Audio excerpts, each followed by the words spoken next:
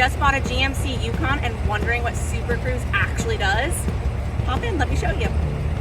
So one of the awesome things about the driver assistance technology that we have is we have this adaptive cruise control, and that kind of works hand in hand with your Super Cruise.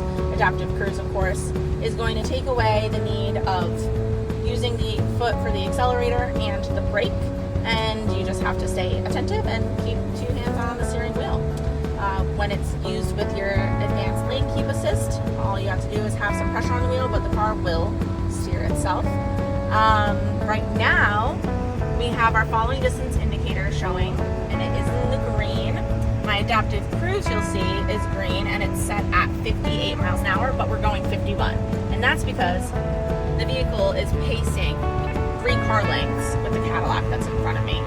If I now change the car lengths down to 1 and up my speed, it'll start moving closer, but it's still going to keep me paced about a car length behind this vehicle.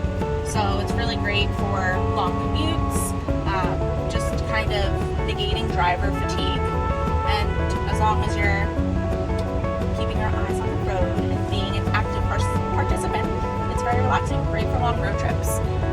So using this hatched in with the Super Cruise makes a long drive way more enjoyable. Okay, so we had our adaptive cruise control set. We were using our lane keep assist, and Super Cruise came on, and I was able to just take my hands off of the wheel since we were already doing the steering assist, and it just took over. Said hands-free driving has taken over, and everything is great. When it becomes unavailable, it's going to vibrate your seat, and it will let you know that hands-free driving is no longer available, and will tell you to regain control of the vehicle. Okay, so it's telling me to take control of the vehicle.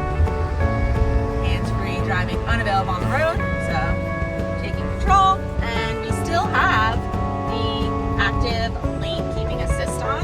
So as long as we have our hands touching right here, it will still